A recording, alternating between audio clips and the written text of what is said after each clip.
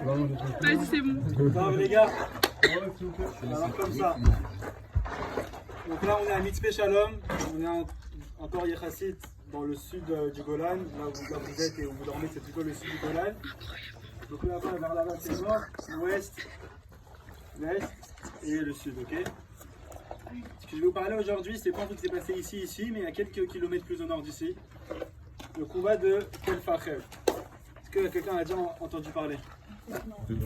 Tel Facher? La guerre des 6 jours. Guerre des 6 jours, exactement. Très bien. Quel beau gosse.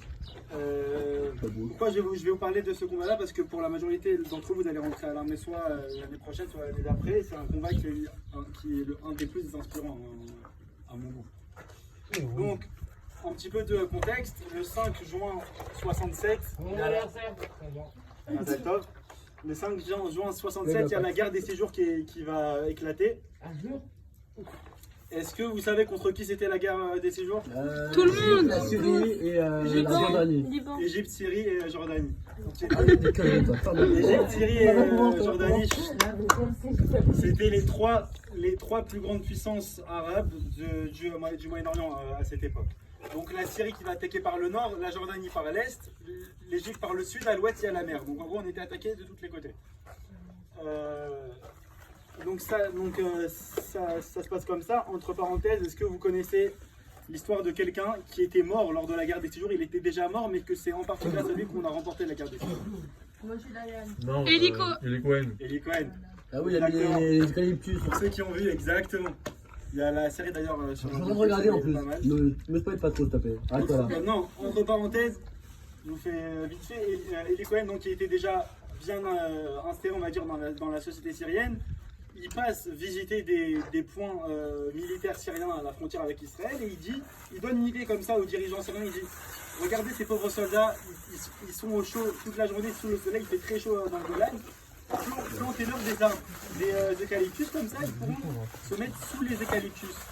Donc à tous ces camps militaires où il y avait des bunkers cachés dont Israël ne connaissait pas la présence et la position, ils ont planté des eucalyptus. Et lors de la guerre des 6 jours, c'est comme ça que l'État d'Israël a su exactement où taper. En Syrie, ils ont visé justement où il y avait les eucalyptus. Donc Eli Cohen qui est mort 2 ans avant, en 65, c'est aussi en partie grâce à lui qu'on a gagné, en tout cas sur le front du Golan. Ok, on revient à notre histoire de Tel Facher. Je vous situe la situation, ça commence, c'est la seule guerre où c'est Israël qui va attaquer en premier. Pourquoi? Parce qu'ils savaient qu'ils allaient être attaqués. Qu'est-ce qu'ils vont faire? L'armée israélienne va décoller, l'armée de l'air, et en 2 heures, ils vont anéantir toute l'armée de l'air égyptienne. En 2 heures. Ils vont anéantir toute l'armée de l'air égyptienne, et s'ils n'avaient pas fait, on aurait été très très mal. En plus de ça... Ils n'ont pas fait l'armée syrienne, l'aviation syrienne aussi? Non, égyptienne. Et en plus de ça, il y a donc, entre-temps, on commence à prendre la vieille ville de Jérusalem, Tatranim, Shirion et tout ça. Et il y a une unité qui reste, qui voit ce qui se passe et qui pour l'instant n'a rien fait, l'unité de Golani. Pour l'instant, ils voient l'armée de l'air attaquer Tatranim, ils ont pris la vieille ville, premier jour de guerre, deuxième jour de guerre, ils sont dans le nord et on leur donne pas d'ordre. Ils disent quoi? Nous aussi on veut participer à la guerre. Pour ceux qui connaissent un petit peu les Golani, on n'aime pas rester en dehors, on veut toujours rentrer dedans, être les premiers. Donc, deuxième jour, troisième jour, quatrième jour de guerre, il se passe rien. Donc ça les rend un petit peu fous. Tel Facher, c'est quoi? Tel Facher, en arabe, Tel Facher, ça veut dire la telle de la gava, la telle de l'orgueil. C'était leur fierté. C'était une de leurs fiertés au Syrien. C'était Tel Facher. Et pourquoi c'est un point qui était stratégique? C'est parce que à côté de Tel Facher, donc Tel Facher c'est une petite colline, et à côté, donc juste en dessous, passe la route principale qui peut mener vers le nord, et qui va permettre à Tzal de conquérir le nord et tout le reste du Golan.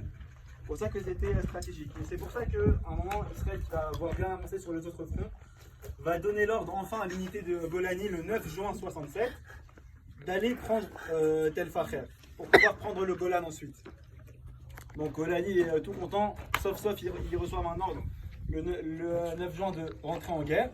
Et ça va se séparer comme ça entre les 3 Gdoudim de Golani. Il y a le Gdoud 51 qui va prendre Tel Azaziat, c'est une colline à côté. Le Gdoud Shtem Esrei, là où j'étais, qui va prendre Tel Facher. Et le Gdoud Shlosh Esrei et la Sayeret de Golani qui vont rester derrière au cas où, en renfort. Le Magad, vous savez ce que c'est un Magad? le Mefaket Gdoud, le chef de tout le Gdoud Shtem Esrei de l'époque, il s'appelait Moshe Klein, Moussa Klein. Le chef de toute la ligne, il s'appelait Yona Efrat. Ok. Maintenant, il faut savoir que prendre Tel Facher, c'est pas simple. Prendre Tel Facher, c'est des bunkers souterrains où il y a les dirigeants qui se réfugient. C'est des tranchées. Et ceux qui ont déjà étudié un petit peu les notions de stratégie de combat, se battre dans une tranchée, c'est très très dur. Parce qu'à chaque tournant, tu peux te prendre une balle.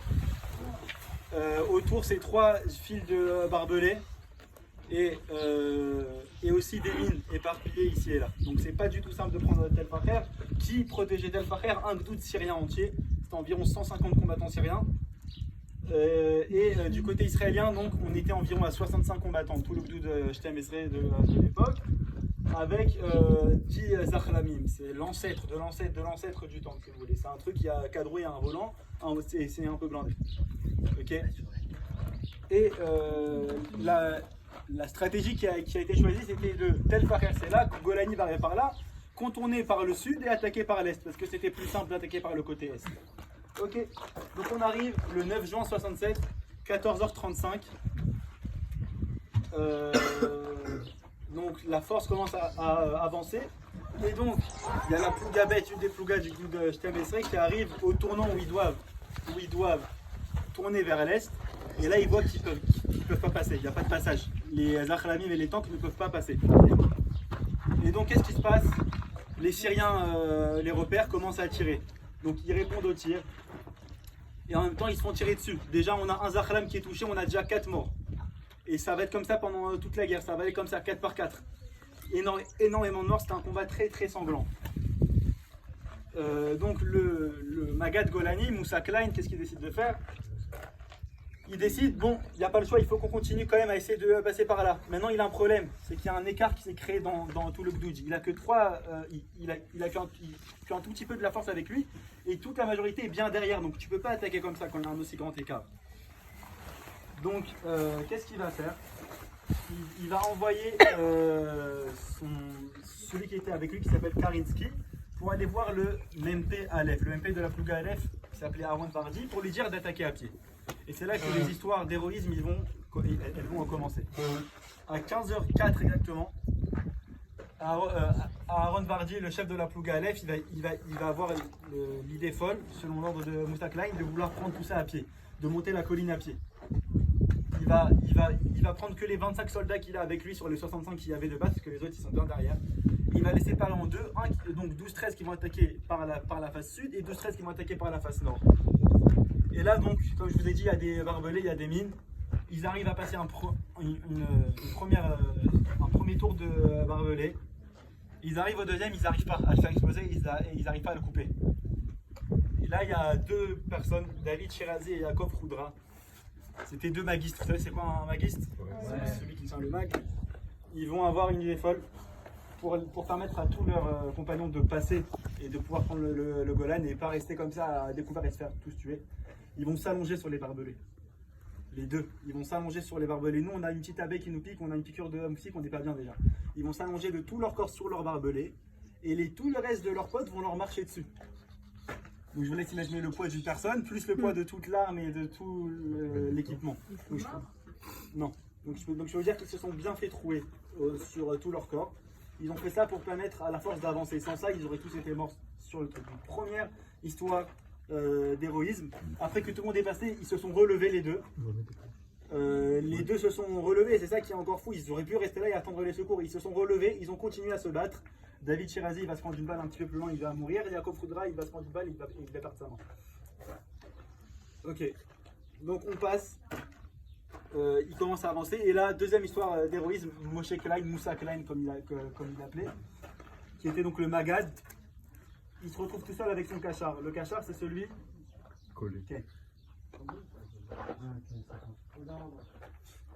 Le cachar, c'est celui qui reste toujours avec le commandant. Par exemple, moi j'étais cachar même, je restais toujours avec le même.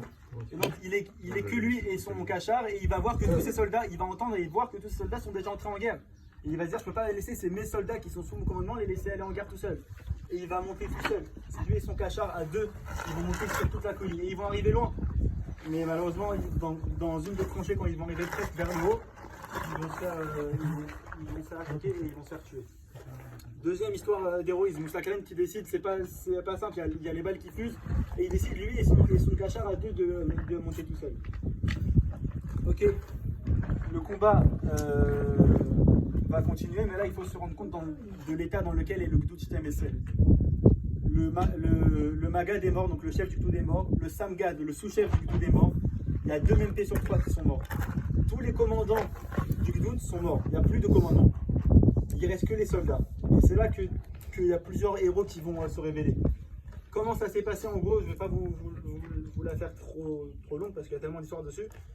À chaque fois, un petit chef, un MM ou même un soldat simple va prendre un groupe et allez, on y va. Et ils vont tenter une attaque. Et comme ça, il va y avoir plusieurs vagues. Et c'est grâce à toutes ces petites vagues-là qu'on va pouvoir prendre la tête. Et parmi ces vagues-là, il va y avoir une autre histoire encore plus héroïque à mon goût. Un soldat qui s'appelle Moshe Dreimer. Comme je vous ai dit, on se faisait bombarder sur les Archlamim, sur l'espèce de tank, sur l'espèce de truc blindé quoi. Son Archlam va se prendre un pagaz. Donc il va exploser. Tout le monde va sortir. Enfin, l'arrière va exploser. Tous les autres soldats qui vont être dedans, ils vont sortir sauf lui. Il va dire montez à pied et moi je vous couvre en tirant depuis le Archlam. Un canon dans le Zarklam. Alors tout le monde dit non, genre le Zarklam il est en feu, tu vas brûler vif, sors. Il dit non, je reste, je tire. Son méfaquet va lui donner un ordre, il va lui dire je te donne un ordre, tu sors. Il va refuser l'ordre de son méfaquet. Jusqu'à ce que le Zarklam va monter en feu et il va tirer, il va continuer à tirer jusqu'au dernier moment. Comment c'est qu'il a tiré jusqu'au dernier moment? Il est mort la main sur le truc. Exactement, quand on va retrouver son corps tout brûlé, on va voir son pouce encore sur la gâchette. Il aura tiré jusqu'à son dernier souffle, être brûlé vif, il faut comprendre ce que c'est, juste pour couvrir ses potes, pour que ses potes puissent monter. Donc encore une autre histoire d'héroïsme. Ok, donc à ce moment-là, on a pris le côté sud plus ou moins, le côté sud c'est plus ou moins ok, mais le côté nord c'est pas encore. C'est loin d'être fait. 15h40, le chef de Golani comprend que le combat il est en train de traîner et d'avoir de plus en plus de morts, il va envoyer la Sayeret Golani. Avec à sa tête Reuven et Eliaz, qui vont s'engager dans le combat. Il y a une petite équipe de soldats de la CDRS qui va tout de suite monter. Ils vont arriver dans les tranchées, ils vont subir un guet-apens des Syriens qui les attendaient au tournant. Ils vont tous mourir, 4 soldats encore. Reuven et Eliaz aussi, le chef de la CDRS, qui va avoir une histoire. Il va se retrouver dans une tranchée, seul, face à un Syrien.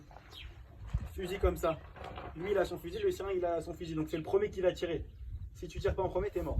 Et là les deux vont essayer de tirer, les deux vont avoir un Mahatsor. C'est quand l'arme elle tire plus pour X ou Y raison. Mahatsor. Qu'est-ce qu'ils vont faire les deux? Ils vont jeter leurs armes, ils vont commencer à se battre à main. Et Reuven Eliaz il va envoyer un gros coup dans la tête du Syrien, il va se dépoter l'épaule. À ce moment-là, il y a un autre de ces soldats qui va arriver, il va sauter en tirant dans la tranchée. Et en retombant, comme c'était assez haut, il va se tordre le genou. Mais grâce à ses tirs, il a réussi à tuer le Syrien. Donc vous voyez que tout ça, c'est pour vous expliquer le genre de combat qu'il y a eu dans cette histoire-là de Tel Facher. Et au final, enfin, à 16h22, après 1h30 de combat, on va entendre dans le Kécher le même PLF dire Tel Facher Beyadenu, Tel Facher est entre nos mains. Donc c'est pas n'importe quel combat. Il faut savoir que dans ce combat, il y a eu 21 prix soit de courage, soit de force, soit de distinction qui vont être distribués. Dans un combat normal, on a maximum 5. Là, on a eu 21 juste pour ce combat-là.